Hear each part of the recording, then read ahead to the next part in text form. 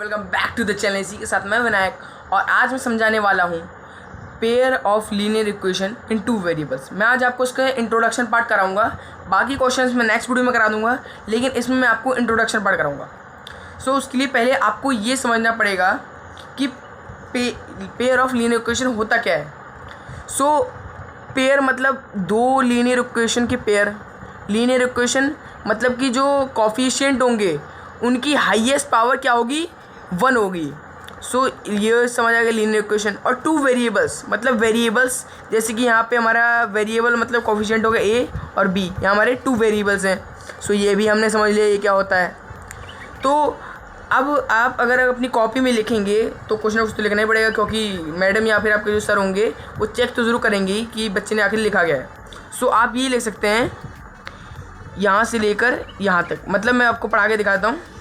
You also know that an equation which can be put in the form ax plus B Y plus c equal to 0, मतलब एक ऐसी equation जिसको आप put कर सकते हैं इस फॉर्म में ax plus B Y plus C, जिसमें हमारा a b and c are real numbers, मतलब c जो होगा हमारा रियल नंबर होगा and a and b are not equal to 0। Not both मतलब वो 0 के इक्वल नहीं होंगे। हमारे जो a और b होंगे वो 0 के इक्वल नहीं होंगे।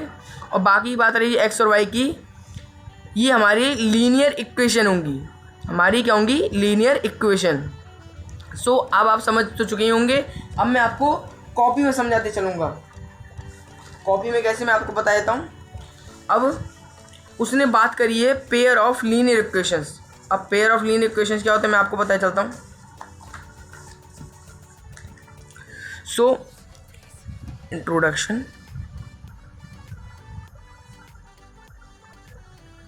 अब जैसे कि मैंने आपको बता दिया कि जनरल फॉर्म क्या होती है, ax plus B Y plus c equals to 0।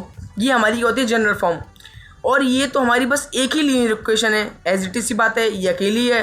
हमको क्या करना है, पेयर मतलब एक नहीं दो।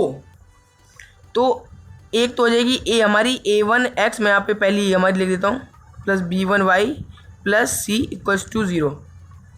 अब इसी की सेम एज तो मैं लिख नहीं सकता, तो मैं क्या करूँगा, एक और जो हमारी लीनियर इक्वेशन होगी वो कुछ इस प्रकार होगी, a2x plus b2y plus c2 equals to 0।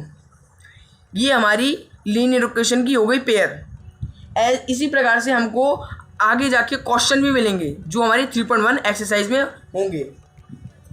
सो मैंने आपको फुल फॉर्म समझा दी कि इसमें क्या होता है। ये हमारी जनरल फॉर्म होती है जिसमें c जो हमारा है रियल नंबर होता है। रियल नंबर मतलब कांस्टेंट होता है। क्या होता है हमारा कांस्टेंट। और जो a एंड b होते हैं वो नॉट इक्वल्स टू 0 होंगे, मतलब जो a कॉमा b होगा वो हमारे नॉट इक्वल्स टू 0। ये 0 हो ही नहीं सकते क्योंकि इनकी जो हाईएस्ट पावर होगी 1 होगी। तो ये हमारी लीनियर इक्वेशन नहीं।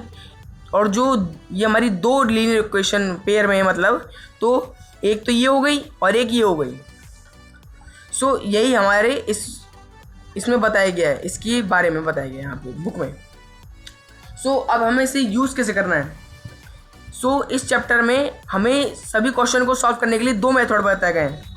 एक तो है ग्राफिकल मेथड जो ग्राफ पे किया जाएगा मेथड, और एक है एल्जेब्रिक मेथड। ये तुम्हारे बहुत एंड में आ जाएगा। जो टफ एक्सरसाइज है उनके लिए एल्जेब्रिक मेथड। इसके अंदर भी कुछ पार्ट्स हैं वो मैं आपको बाद की एक्सरसाइज में बता दूंगा।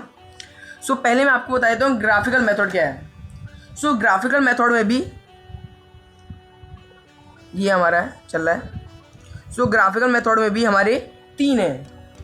पहला जो पार्ट है, मतलब 3 पार्ट है कुल मिला के, मतलब 3 अलग अलग तरीके के, कि अगर इफ़ a1 अपॉन a2 ये एक दूसरे के नीचे में है तो अपॉन हम मान नहीं सकते हैं, एक दूसरे के नीचे में है तो हम अपॉन तो मान नहीं सकते हैं, एज इट इज सी बात है। सो a1 अपॉन a2 अगर not equals to b1 upon b2, ये अभी आप समझ होते हैं अच्छे तरीके से नहीं बनाएंगे, लेकिन जब मैं आपको सॉल्यूशन के तौर पे आगे के क्वेश्चन में एक्सरसाइज की क्वेश्चन में समझाऊंगा तो आप बहुत अच्छे तरीके से बहुत जल्दी समझ जाएंगे। अगर a1 upon a2 not equals to b1 upon b2 होगा, मतलब कि इसकी फॉर्म कैसे होगी, ऐसे, ये एक दूसरे के अगर इक्वल नहीं हुआ, एक दूसरे को क्रॉस करते हुए जा रहा है, सो ये हमारी क्या होंगी, इंटरसेक्टिंग लाइन। क्या होंगी, इंटरसेक्टिंग लाइंस। एंड यूनिक, हम इसको यूनिक भी कह सकते हैं, यूनिक सॉल्यूशन। ये हमारा, अगर जैसे कि क्वेश्चन में पूछा है कि हमें इस पार्ट का हमें इस क्वेश्चन के ये पार्ट का हमें ये बताने की यूनिक है कि नहीं है। सो अगर वो इस फॉर्म में हुआ कि A1/A2 not equals to B1/B2, इसमें आपको नंबर तो गिवन आप अपनी वो क्वेश्चन में दिए होंगे पार्ट में, और अगर वो इस फॉर्म में हुआ तो आप ये नीचे लिख सकते हैं, so that by which graphical method this part is unique solution and it is a intersecting lines. और ये हमारा कंसिस्टेंट होता है, कंसिस्टेंट होता है, ये हमारा कंसिस्टेंट होता है। यहाँ स्पेलिंग ठीक से आ नहीं रही है, मैं यहाँ लिख देता हूँ आपके लिए फिर से, CONSISTENT, कंसिस्टेंट। ये हमारा यूनिक सॉल्यूशन कंसिस्टेंट होता है। अब जो इसी की तरह दूसरा पार्ट होता है, उसमें क्या होता है, इफ़ A1/A2 इक्वल्स टू, पहले में हमारे A1/A2 B1/B2 के नॉट इक्वल्स टू था, इसमें इक्वल होगा A1/A2 equals to B1/B2, but not equals to C1/C2। यहाँ पे C1/C2 भी हमें दिए हैं, C1 और C2 भी दिए हैं, ये इनके इक्वल नहीं होगा। सो अगर ये इनके इक्वल नहीं होगा तो क्या होगा, ये हमारी पैरेलल लाइंस होंगी। पहले में क्या था, इंटरसेक्ट कर रही थी एक दूसरे को, अभी क्या होंगी, पैरेलल होंगी। ये लाइंस एक दूसरे के पैरेलल होंगी, पैरेलल लाइंस। और अगर पैरेलल लाइंस होंगी तो पहले हमारी यूनिक सॉल्यूशन होता है, इसमें क्या होगा, हमारा सॉल्यूशन ही नहीं होगा, मतलब नो सॉल्यूशन। जैसे ही किसी क्वेश्चन ने पूछा कि ये हमारा इस क्वेश्चन का ये पार्ट हमारा नो पैरेलल लाइन है कि नहीं है, ऐसे अगर पूछ लिया, तो अगर वो इस फॉर्म में हुआ तो आप कह देंगे yes it is parallel lines, और ये हमारा इनकंसिस्टेंट होता है। अभी आप उतने तरीके से नहीं सही समझ पा रहे होंगे, थोड़े बहुत बच्चे समझ आ रहे होंगे जिन्होंने ऑलरेडी थोड़ा बहुत पढ़ा होगा इसके बारे में, लेकिन जब मैं क्वेश्चन कराऊंगा बहुत अच्छे हिसाब से समझेंगे। अब जो थर्ड पार्ट है वो हमारा है, उसमें A1/A2 equals to B1/B2 equal है। सेकंड पार्ट में हमारा इक्वल था, इसमें भी इक्वल है, लेकिन सेकंड पार्ट में हमारा C1/C2 नॉट इक्वल था, इसमें C1/C2 भी इक्वल है। सो इसमें क्या होगा, हमारे इनफाइनाइट सॉल्यूशन होंगे, मतलब पहले में इंटरसेक्टिंग लाइन हो रही थी,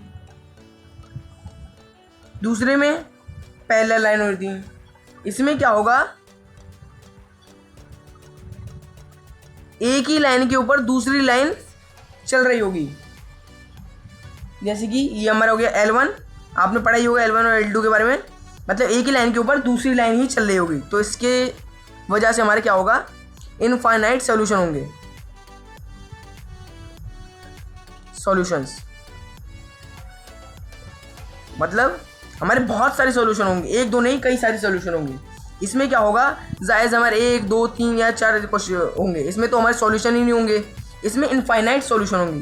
infinite, I am sorry spelling गलत है, ये होती है इनफाइनाइट सॉल्यूशन होंगे, और ये भी हमारा कंसिस्टेंट हो गया।